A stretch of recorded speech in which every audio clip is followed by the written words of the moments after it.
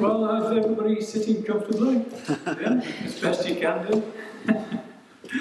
Well, somebody asked me last week, because they were missing it so much, could I put some jokes in the sermon? So there's at least 2 or 3 jokes in the sermon. There's some, because somebody mentioned about song references as well, there's some song lines in there as well.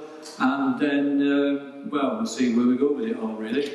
I'll be speaking mainly, well, essentially all about the Colossians passage. The Amos one is a bit, well, it's a bit rough, isn't it, really? Let's go for it. And Martha and Mary, well, they can look after themselves, really. So I'll start. I've climbed the highest mountains. I've run through golden fields only to be with you. I have run, I have crawled, I have scaled the city walls only to be with you. And the answer is, but I still haven't found what I'm looking for. I'll make that clear in a minute. Jesus is the starting point of creation and its goal. He is the Alpha and the Omega. Jesus isn't plan B.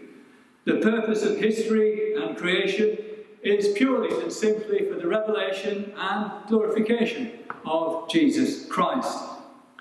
Now recently, on the TV, you will have heard about the James Webb Telescope, have you? Yes. And the wonderful pictures showing the millions and millions of galaxies in the universe and maybe beyond as well, as far back as something nearly at the beginning of time. And this is a quote from a Dutch theologian, Abraham Kuyper. When Jesus looks at his universe from his exalted throne at the right hand of the Father, and he sees the great galaxies whirling in space, and we've seen them recently, the planets and the people on this planet, and all the minute details of life here, and including the details of our individual lives, there is nothing that he sees anywhere of which he cannot say, mine. And that's when you look at that, all the galaxies swirling around, mine, mine, mine. And we no longer have to live in fear of evil powers because Christ is superior to them. God's grace in Jesus is enough. We don't need to embark on heroic journeys of achievement to make ourselves acceptable to God. We don't have to climb the highest mountains. We don't have to run through fields of gold. We don't have to run, crawl, or whatever it is, or scale city walls. We don't have to do any of those things. All we have to do is start trusting and be free to live life for ourselves, for others, and more importantly, for God. The passage in Colossians is all about God's love through Christ, filling the universe. It's a vision of reconciliation with God and among people through what Jesus has accomplished on the cross. And who can forget that really simple demonstration 2 Sundays ago, the paper folding exercise, about why do we do these things? You know, love the Lord your God with all your heart, mind, body and soul, love your neighbour as yourself. It's because of what Jesus has done for us on the cross. It is also confronting any and all powers which set themselves up above love and God, including both political powers and our own thoughts of what makes a good Christian. So just who or what is the real master of the universe? Last night, believe it or not, there was an accident and Trump's personal library burnt down. It was a huge catastrophe because both of his books were lost. And he'd only coloured in one of them.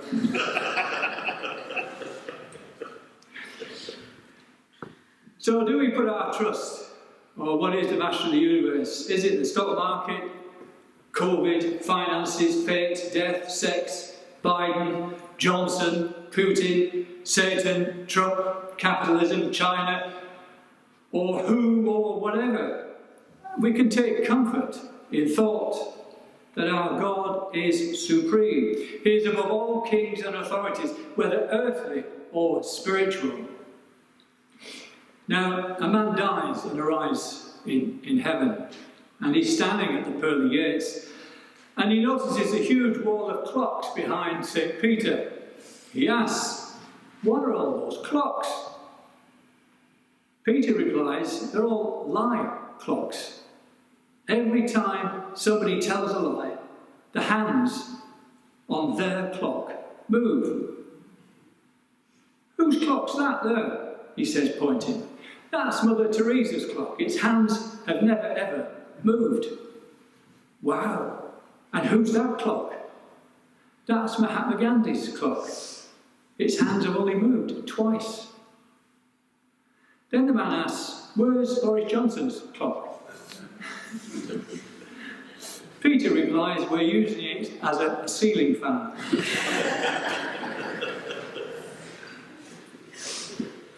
Stephen Hawking says, the eventual goal of science is to provide a single theory that describes the whole universe.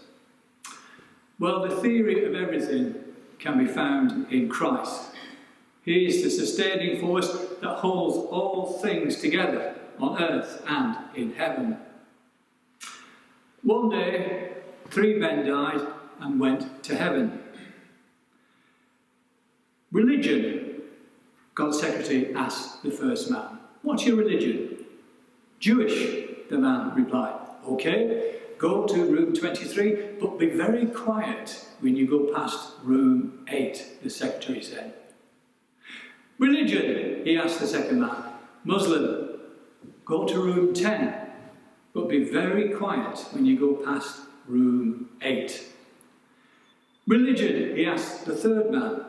Agnostic, go to room 71, but be very, very, very quiet when you go past room 8. Why have I got to be quiet when I go past room 8? The man asked. Oh, the secretary replied, it's Anglicans are in room 8, and they think that they're the only ones who are in there. Christ is the unifying principle, the cosmic glue that prevents everything from degenerating into primeval chaos. And on a personal level, he's the one who holds many broken lives together as well. So over the 70 years of my life, I've spent a lot of that time worrying about whether I've done the right thing or I'm indeed doing the right thing. Maybe some of you do too as well. I try hard, I pray, I think a lot, and I still think a lot about this, that and the other. I talk and still talk things over, but I can still end up making a mess and recognise the messes I've made over that 70 years. Often I think, why has this and why has that gone wrong when I try to be so careful? Why doesn't God just sort it out? Why is it so hard? I'm letting people down, so why doesn't he just let it work out for the best? And I really can't get answers to those questions. I have tried to keep trying to hold on to a belief that my identity, like Jesus, is wrapped up in God, that I am loved, and that he is also pleased with me, not because I get more things right than I get wrong, but surely and simply because I belong to him, nothing more. The identity of Jesus has to be something he knew from the beginning. Think of how many times you hear him say in the Gospels, I and the Father are one, I do what I see my Father doing, or telling people just who he is, the Son of Man, the light of the world. Is it arrogance on Jesus' part? Or is it the kind of assurance we'd all love to have, that I know who I am, and I belong to God. He loves me, whatever anybody else might think.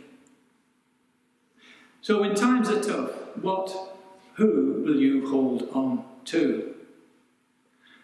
In his letters, Paul talks about being in Christ, a new creation, as if we are engulfed by that, whatever else happens. We know that there'll be lots of things to knock us off course, and so many things that shape our sense of who we are. Maybe the person who's lived with constant criticism, the one whose family was such a mess that they don't feel connected to anybody. Maybe it's just the pressures of living in this worrying, COVID-ridden, inflationary economic climate. Maybe all these things help shape us who we are. Now, important as these things are, we need to recognise our true calling, our need for our forgiver and healer. If we've recognised our true need of forgiveness and love, then our identity is found in Christ. And that DNA should affect our confidence now, our hope for the future, and our behaviour. We need to live as if we belonged and belong to Him. The biggest temptation of our lives is to let go of our DNA as being in God's family, and to let go of a trust in God's power and knowledge and love, so that we give up doing the things His way and take charge ourselves instead. And we've all seen recently over the past few months, when we take charge ourselves, when it becomes I, what a mess we can make. It's then we need to remember and to pray that it will become even more embedded in our hearts, that we too have God's voice saying, "You are my child, whom I love, and with you I am well pleased. You are my child, whom I love, and with you I am well pleased."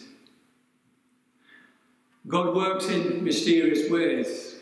One man, one goal, one mission, one heart, one soul, just one solution, one flash of light, one God, one vision, one flesh, one bone, one true religion, one voice, one hope, one real decision to make.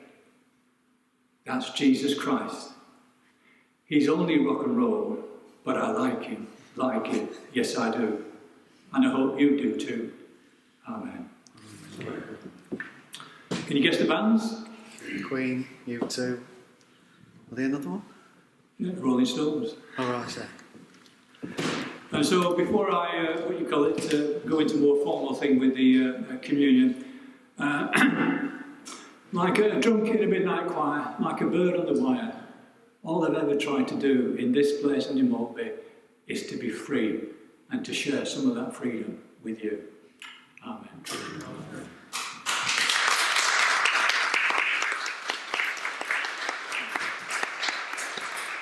Leonard Cohen. So I thought, how can I really say thank you to my... It's a short one, isn't it? Yeah, well, it's like that. So I sat down and thought, I'll write this for Mike. And I think we can all take something from this. So the closing of an era is finally here. It's with pride, not sadness, that we wave with a tear. But this poem has been penned to ensure that our Reverend Dr. Mike leaves as our friend. Now, he's not everyone's cup of tea. He's opinionated, sometimes radical, and occasionally sweet. He doesn't take any nonsense, nor toe the party line. If in doubt, just ask Bishop Pete. Mike's sermons are varied, inspiring and true. He definitely knows how to connect with you. Now music is his mantra. He drills this into your psyche, then makes you all jump by shouting, "Oh, crikey!" Now this is a man with strong evangelistic roots. He's expressive, explosive, and funny when it suits. His dry sense of humour, his pragmatic approach, his encouragement in developing us, he's been a wonderful coach. We will miss him sat there in his frock. Only God knows his thoughts when he's surveying us, his flock. He's not one to hold back on decisions. He's not one to mince his words. He's our adopted Yorkshire lad. He's our own Dicky Bird. Yeah. Mike once said, he asked Jesus, why me?